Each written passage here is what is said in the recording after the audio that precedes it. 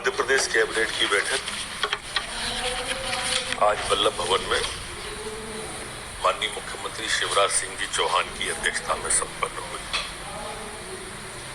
जिसमें अनेक महत्वपूर्ण निर्णय हुए। आज माननीय मुख्यमंत्री जी द्वारा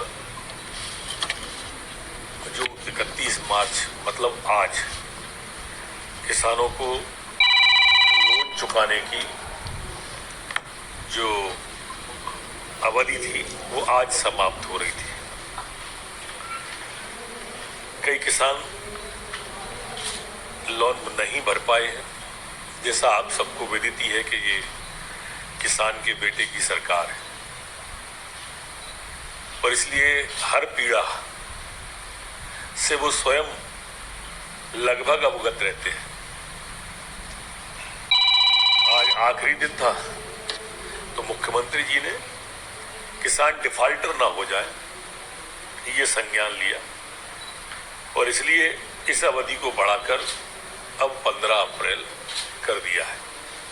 मैं यहाँ यह कहना भी प्रासंगिक समझता हूँ कि इस 15 अप्रैल तक की बढ़ी हुई के समय के अंतर का ब्याज जो लगभग 60 करोड़ के आसपास होगा, वो मध्य प्रदेश की सरकार, मुख्यमंत्री जी इस कर्ज के लोन को स्वयं भरेंगे। आज अनेक निर्णय ग्रामीण और किसान से जुड़े हुए किसानों को समर्पित कैबिनेट है। हमारे ग्रामीण अंचल में जो लोक परिवहन सेवा थी, rural transport credit RTC model, जो शायद मैं समझता हूं हिंदुस्तान में पहला होगा, एक पायलट प्रोजेक्ट के रूप में विदिशा के अंदर प्रारंभ किया जाएगा।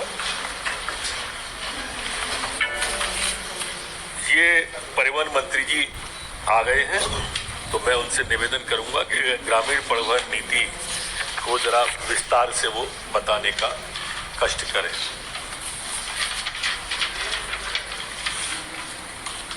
मध्य प्रदेश सड़क परिवहन निगम जब से बंद हुआ था, तब से बहुत ज़्यादा परेशानी इस बात की आ रही थी कि गांव में, ग्रामीण में, खास करके तहसील की सड़कें, प्रधानमंत्री सड़कें, ब्लॉक की सड़कें, उन पर आवागमन में बहुत परेशानी हो रही थी। हम देखते हैं लोग जीप में 4 की जगह 25 लोग बैठ कर आ रहे हैं। ऑटो में ओवरलोडिंग होती थी, ऑटो पलटते थे, जीप पलटती थी, बहुत परेशानी होती थी और लोग बहुत परेशान होते थे। मुख्यमंत्री जी बहुत चिंतित थे। उन्होंने इस बात को चिंतन सेवन में भी लाई कि ग्रामीण परिवहन नीति बनना चाहिए, और मुझे खुशी है कि ग्रामीण परिवहन नीति बनकर कैबिनेट में आ चुकी है। इसको पायलट प्रोजेक्ट के रूप में हम विदिशा में ले रहे हैं। इसमें हम जो लोग बसें चलाएंगे उन बस वालों के लिए मोटरयान में छूट देंगे, और जिनकी बसें होंगी उनको भी यहाँ से छूट देंगे। इसमें अभी हम 6 माह के लिए बसों के लिए विदिशा में शुरू कर रहे हैं। मुख्यमंत्री जी ने आज ये भी कहा है कि इसके लिए किसी ट्राइबल जिले को भी लिया जाए। आज मैं अपने चर्चा करूंगा विभाग से कि विदिशा के साथ साथ एक ट्राइबल जिले में भी हम पायलट के रूप में परिवहन नीति को शुरू करें। ग्रामीण परिवहन नीति जो हम लागू कर रहे हैं उसको शुरू करें। तो ये बहुत अच्छी योजना है। जैसी ये योजना सफल होती है, इसको हम पूरे मध्य प्रदेश में लागू करेंगे। छोटी बसें भी हम चलाएंगे, 20 सीटर बसें हमारी चलेंगी। कनेक्टिविटी हमारी ऐसी रहेगी कि हमारी बड़ी बस जाएगी, उसी रोड से लगी हुई छोटी बस उसके समय को जोड़ा जाएगा, ताकि लोगों को वहाँ बहुत देर तक स्टॉपेज रुकना ना पड़े। जैसा आप सबको विदित था कि नवाचार करना मध्य प्रदेश सरकार का है, और अभी परिवहन माननीय मंत्री जी ने ये नवाचार आपको बताया। ऐसा ही दूसरा एक नवाचार 181 के माध्यम से जो हमारे यहाँ पे होता था, लोक सेवा गारंटी वाला, अब ये सुविधा मध्य प्रदेश के अंदर मोबाइल पे दे दी जाएगी।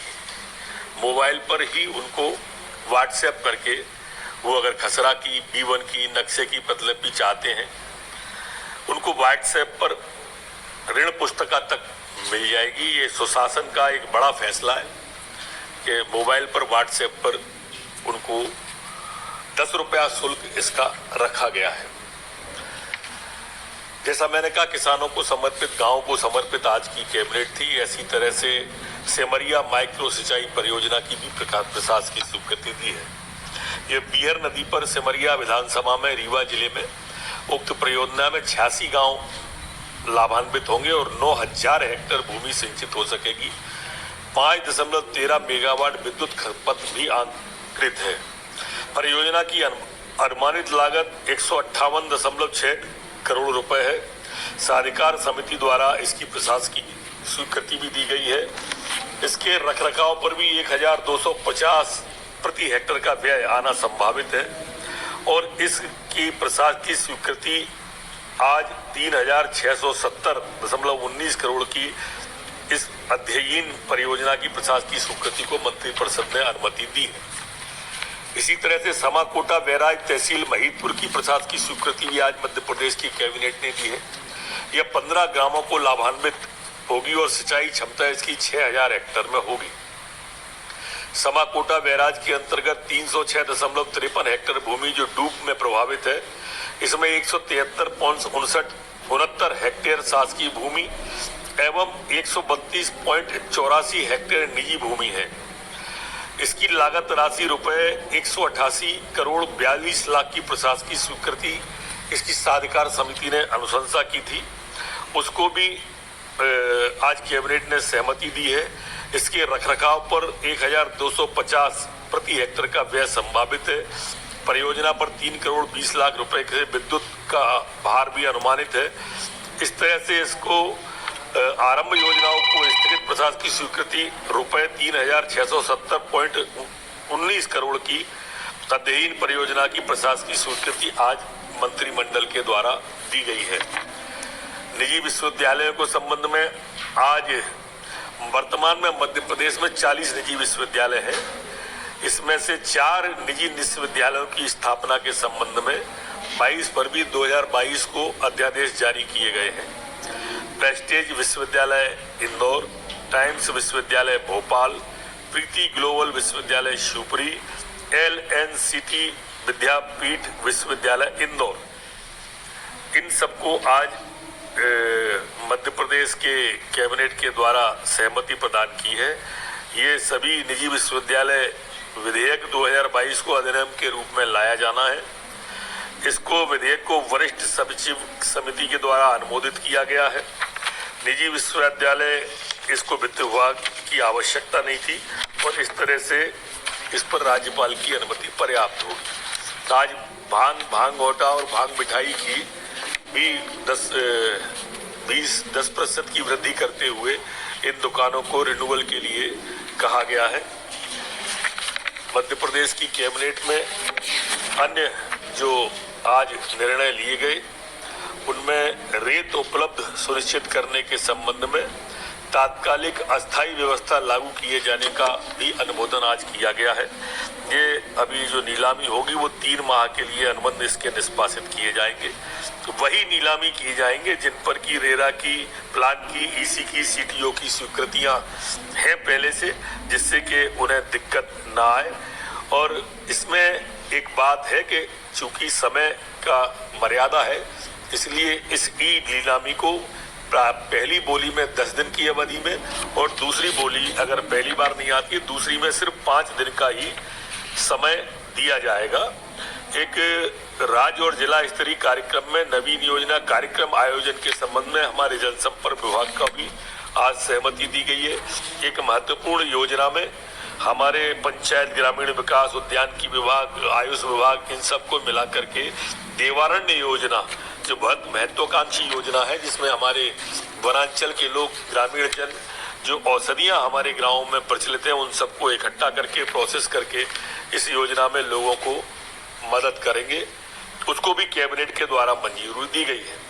जो मध्य प्रदेश सरकार की एक महत्वाकांक्षी योजना है परिसंपत्ति वाला, लोक परिसंपत्ति प्रबंधन विभाग के द्वारा आज मध्य प्रदेश में सहकारी सोयाबीन प्रसंस्करण संयंत्र बानापुरा, जिला होशंगाबाद, इसको मशीनरी को स्क्रैप के रूप में निवर्तन किए जाने के लिए स्थापित प्लांट की निविदाकार मेसर्स रोहाणी मेटल इंडस्ट्रीज की उच्चतम निविदा राशि 9 करोड़ 48 लाख मात्र का बोली जो आई थी उसे 100% राशि जमा कराने के बाद में देने का आज मध्य प्रदेश की कैबिनेट के द्वारा निर्णय लिया है।